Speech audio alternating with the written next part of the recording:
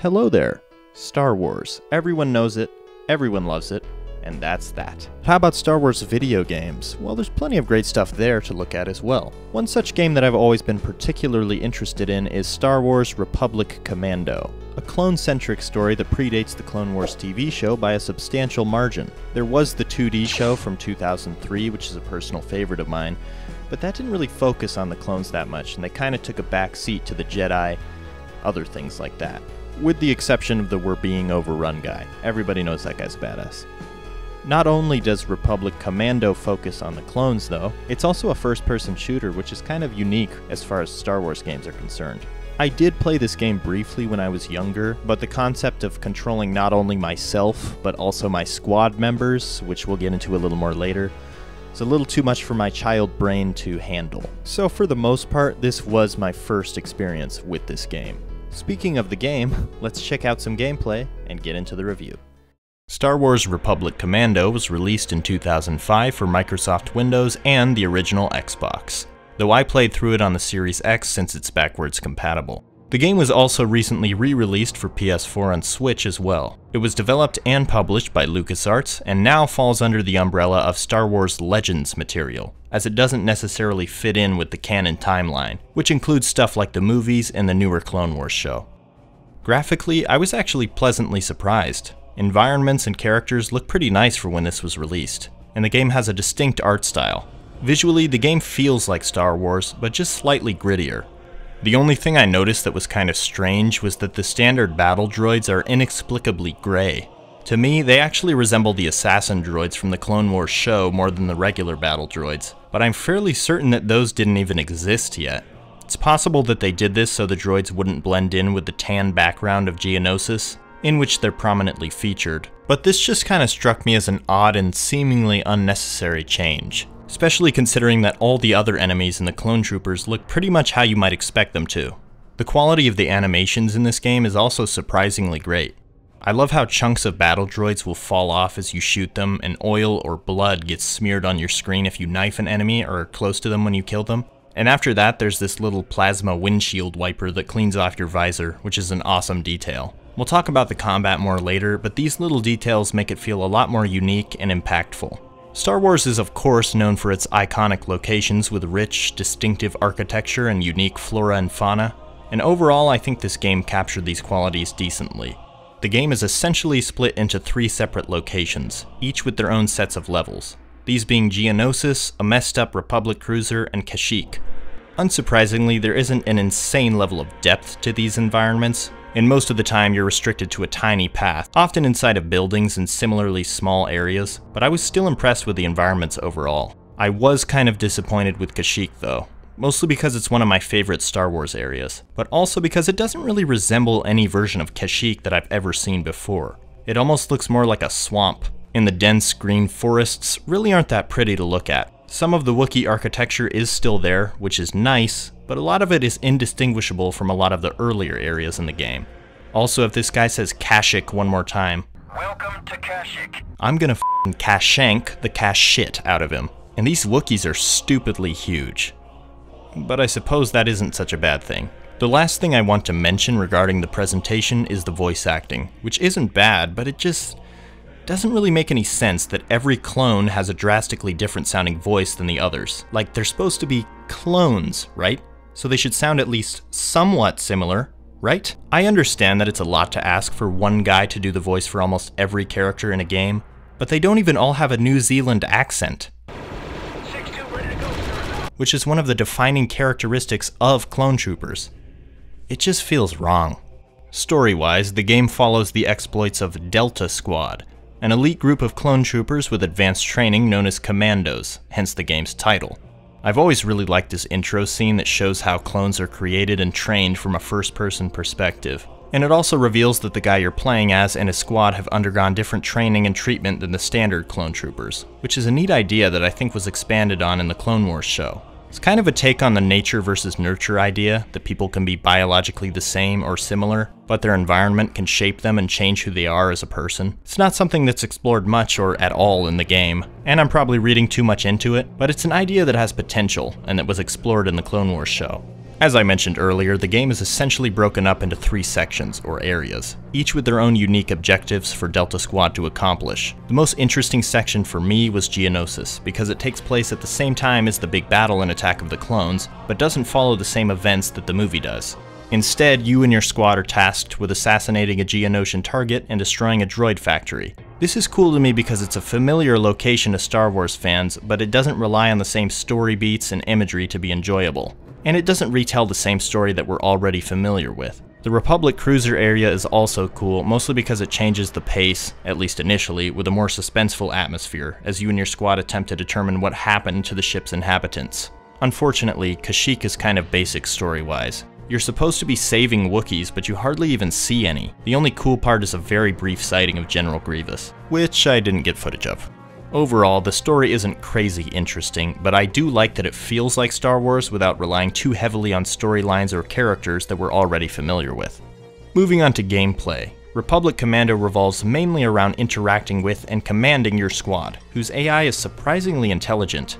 Commanding your squad is relatively simple, and they aren't able to do anything too complicated, but almost all of your commands can be accomplished by simply pointing at something and pressing A, which just makes gameplay feel so much smoother. I'm really glad they didn't sacrifice gameplay experience for more detailed squad commands. It's undoubtedly a more casual experience as a result, but I don't really give a shit. It's more fun this way, at least to me.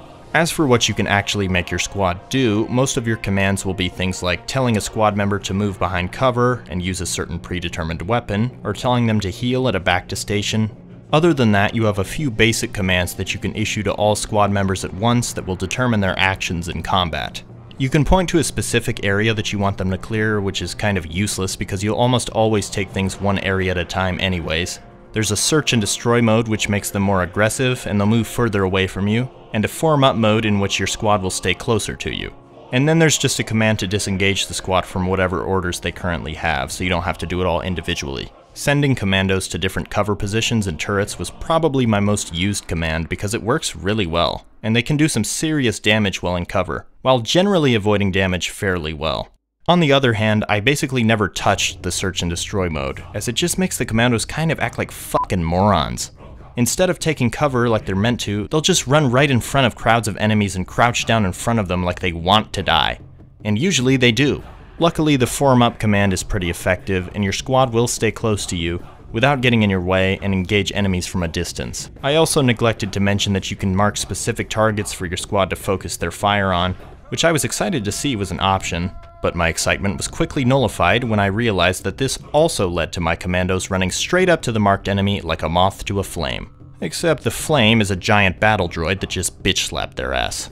This command can still be useful for the occasional boss fight if all your squad members are already assigned to a cover position, as this prevents them from running around like headless chickens, but generally, it's a miss. Also, instead of outright dying in this game, your commandos have the chance to revive you, and you can also revive them and command them to revive each other, which is nice. The game also initially hints that each commando has their own specialization, but this has absolutely zero bearing on gameplay, as each commando functions the exact same and they all have the same capabilities, including the player character.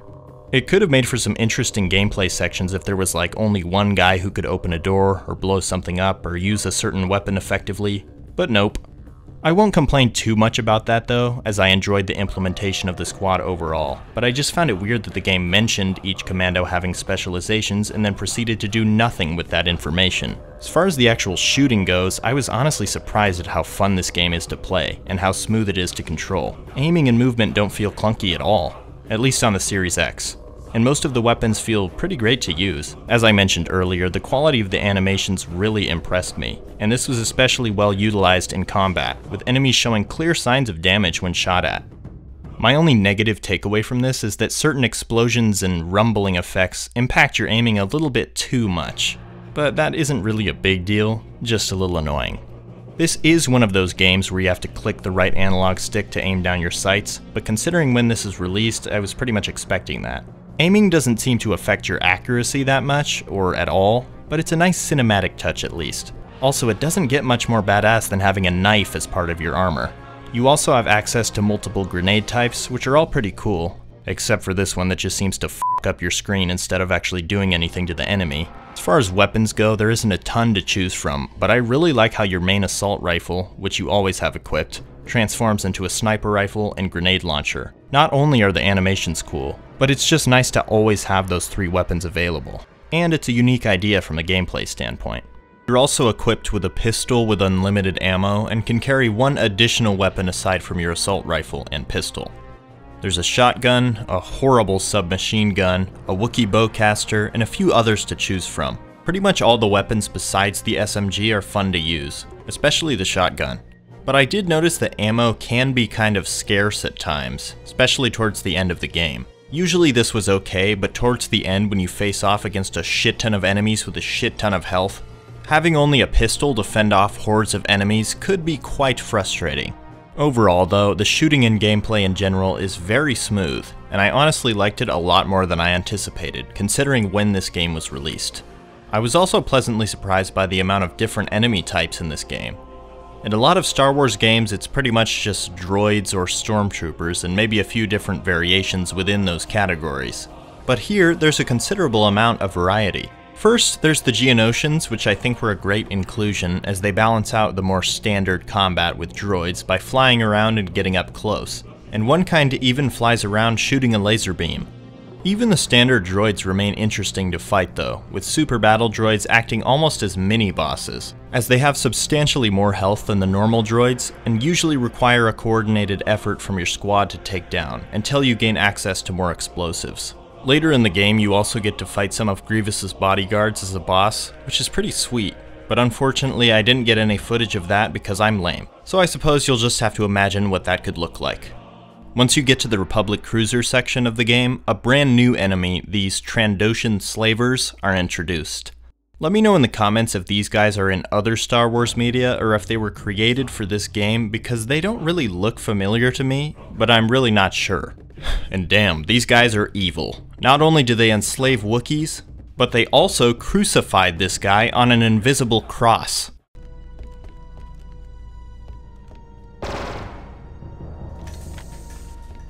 What the fuck, guys? Trandoshans are cool because as opposed to the droids who usually just stand back and shoot at you, these guys run straight at you with knives and shotguns and shit. There are also variants with SMGs and jetpacks, and one huge guy with a minigun who you def do not want to fuck with.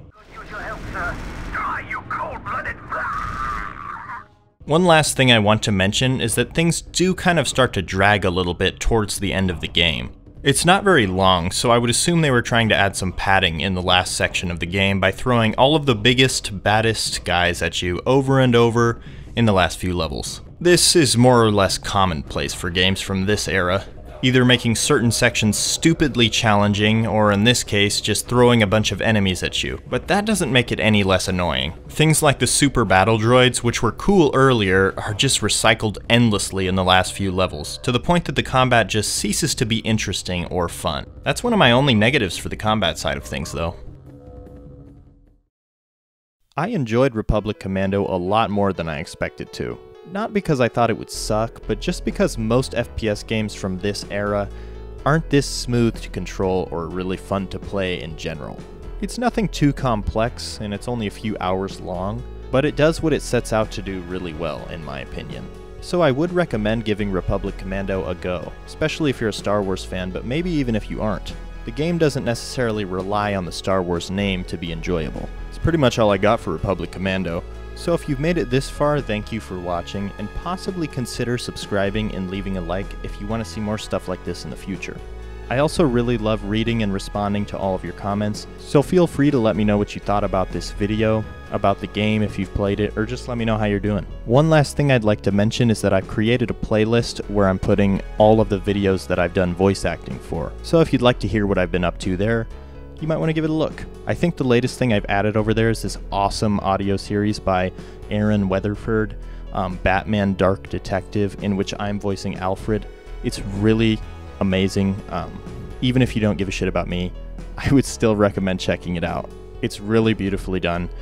Aaron composed all of the music himself, did all of the audio editing, wrote it. It's great. I was also lucky enough to provide 2 voices for an awesome Fallout New Vegas mod called Havasu Blues, which you can check out on Nexus Mods. I'll probably put up a picture. My computer can't really play games much because it kind of sucks. It's just a laptop. But I've been watching Al Chessbreach play it on YouTube, and it looks awesome. And also I'm in it, so it's pretty cool. And if you do end up downloading it off of Nexus Mods, look out for Paul and Dylan, because they're both me. Alright, thank you for sticking around till the end. I really do appreciate it, and I'll see you when I see you. Bye.